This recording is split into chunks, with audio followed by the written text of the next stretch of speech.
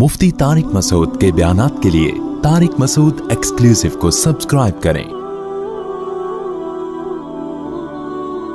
Tariq Masood exclusive.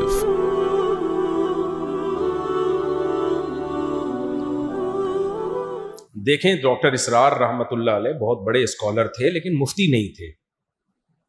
अब वो YouTube की आमदन से मुताल्लिक किसी ने मुझसे सवाल किया कि डॉक्टर जाकिर नाइक कह रहे हैं हराम है। मेरी भी डॉक्टर जाकिर नाइक से मुलाकात हुई और बहुत अच्छी मुलाकातें हुई, उनके बेटे से भी, उनसे भी। मैंने ये टॉपिक डॉक्टर साहब के सामने नहीं छेड़ा। वजह उसकी है कि वो मुफ्ती नहीं है, वो खुद बयानात में कह चुके हैं। तो जब मुफ्ती नहीं है तो मैं उनसे इस मसले पे बहस क्यों करूं? मैं बहस करूंगा, वो बेशक कायल भी हो गए कि यूट्यूब की आमदन जायज़ है या अपनी राय पे रहे, तो उसका नुकसान ये होगा कि जो काम वो कर रहे हैं ना, उससे उनकी तबीयत हटेगी।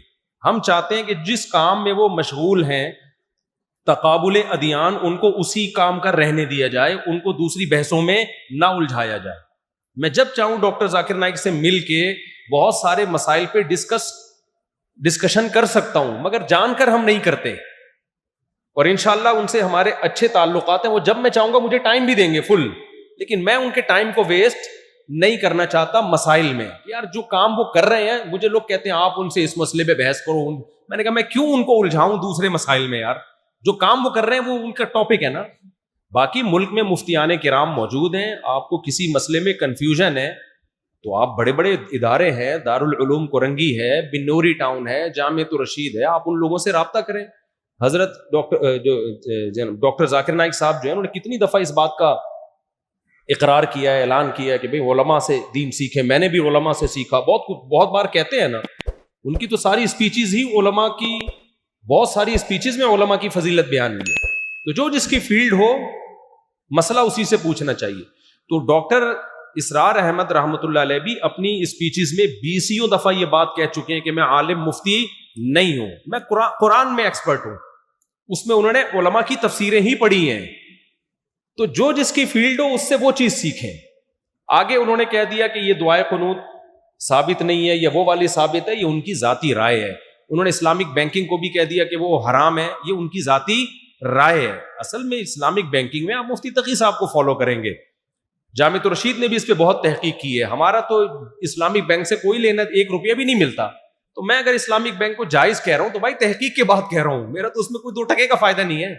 बल्कि मैं जब इस्लामिक बैंक में, मिजान बैंक में अकाउंट खोलने गया था ना, हमने फतवा दिया कि जायज है। जब मैं अकाउंट खोलने गया इस हुलिये में, तो उन्होंने कहा तो तालिबान लग रहा है, मुझे अकाउंट ही नहीं खोला उन्होंने। बहुत पुरानी बात है, अकाउंट ही नहीं खोला। और मेरे खिलाफ लोगों के क्लिप्स आ रहे थे, असल में इनको बैंकों से पैसा मिलता है ना, इसलिए इन्होंने मिजान बैंक को जायज कर दिया। हालांकि हमें अकाउंट नहीं खोलने दे रहे थे वो। सही है। तो पाकिस्तानी कौम में प्रोपेगेंडा बहुत है। डॉक्टर साहब अभी आए ना, डॉक्टर जाकिर नाइक साहब, मुझे डर ये लग रहा था कि पाकिस्तानी कौम के हत्थे ना चढ़ जाएं ये बेचारे। उनकी उर्दू ज्यादा एक्सपर्ट नहीं है, तो वो कुछ भी ये लफ्ज वो उन्होंने बोला, वो पाकिस्तानी कौम ने जो उनकी गत बनानी है, तो भाई थोड़ा ज़र्फ क्या कर लो, बड़ा कर लो। तो डॉक्टर इसरार का जो फील्ड थी, उस फील्ड में उनसे लोगों ने बहुत कुछ सीखा है। उन्होंने कुरान के उन मौजूआत को हाईलाइट किया है जो दब गए थे, उन टॉपिक को उन्होंने हाईलाइट किया। फिर तंजीम इस्लामी बनाई, अपना पूरा एक नेटवर्क बिछाया। बहुत से लोग उसके जरिए कुरान से, उस तंजीम के जरिए कुरान से जुड़े हैं। लेकिन उनकी जो फिqही मसाइल में उनकी राय हो, चाहे वो रफुल यदैन का मसला हो, तो भाई रफुल यदैन में तो इमाम अबू हनीफा की राय डॉक्टर इसरार की राय से ज्यादा मजबूत है। इमाम शाफी की राय में रफुल यदैन करना था, इमाम हनीफा की राय में रफुल यदैन नहीं करना। दोनों का मकसद कुरान और हदीस की तहकीक है। तो अगर आपने राय को की बात करनी है तो फिर अबू हनीफा की राय को हम ज्यादा अहमियत देंगे। अगर दलाइल की बात करनी है तो फिर ना डॉक्टर इसरार ना अबू हनीफा, फिर तो कुरान और सुन्नत में आओ, तो उस पर आपको बहुत सारे दलाइल मिल जाएंगे। जैसे करने के हैं ऐसे ही ना करने पे भी मिल जाएंगे। लेकिन आप तासुब की ऐनक उतार के देखो। और डॉक्टर जाकिर नाइक ने अभी स्पीच में यही कहा है कि रफुल यदैन करना ना करना, ये दोनों तरीके ठीक हैं, चाहे हनफी हो शाफी हो, इससे कोई फर्क नहीं पड़ता। अफसोस की बात यह है कि वो इन बातों से वो फिरकावारियत खत्म कर रहे हैं, और हमारे यहाँ यूट्यूबर्स इन्हीं बातों को ले लेके फिरकावारियत को बढ़ाने का जरिया बना रहे हैं। हालांकि उनका मकसद ये कि हनफी भी ठीक है, शाफी भी। उन्होंने कहा मेरे अब्बा शाफी थे, मतलब वो भी ठीक है। ڈاکٹر ذاکر نائک کے ابا کے جہنم میں جائیں گے معاذ اللہ؟ ان کا مقصد ہی یہی ہے کہ بھائی سب ٹھیک ہیں، یہ فروعی اختلافات ہیں، ان میں سب ٹھیک ہیں. تو جو یہ کہتا ہے نا میں ٹھیک ہوں باقی سب غلط ہیں، رفع الیدین والا ٹھیک ہے نہ کرنے والا غلط، تو ڈاکٹر ذاکر نائک اس پہ رد کر رہے ہیں. اسی طرح جو کہتے ہیں نہ کرنے والا ٹھیک کرنے والا غلط، اس پہ رد کر رہے ہیں. لیکن ہمارے ہاں یوٹیوبرز انہی کے کلپ کو نکال کے اپنے فیور میں لے کے جا رہے ہیں. یہ پاکستانی قوم جو ہے یہ بہت ہی کچھ نیگیٹو سوچتی ہے. تو بھائی ان کی رائے میں کرنے والا بھی ٹھیک ہے نہ کرنے والا بھی ٹھیک ہے. میں جب ڈاکٹر ذاکر نائک صاحب سے میری ملیشیا میں دوسری ملاقات ہوئی، انہوں نے کہا میں اتنا بیزار ہوں نا، یہ میں نے کہتے ہیں نماز کا طریقہ ٹی وی میں سکھانا شروع کر دیا. تو پہلے میں نے ایسے کہا کہ رفع الیدین والی نماز، تو اس پہ جو حنفی لوگ ہیں ان کو اعتراض شروع ہو گیا. پھر میں نے بغیر رفع الیدین والی شروع کر دی، تو جو رفع الیدین والے ہیں ان کو اعتراض شروع ہو گیا. کہہ رہے میں نے نماز کا طریقہ سکھانا چھوڑ دیا، یہ سکھاؤں گا تو یہ ہوگا. بھائی تو ان کا مقصد یہ ہے کہ یہ بڑے مسائل نہیں ہیں، ان میں سب کچھ ٹھیک ہے، مارکیٹ میں سب. یہ تو صحابہ میں اختلاف تھا، کچھ رفع الیدین کرتے تھے کچھ نہیں کرتے تھے. تو اس سے آگے نکلنے کی ہمیں ضرورت ہے.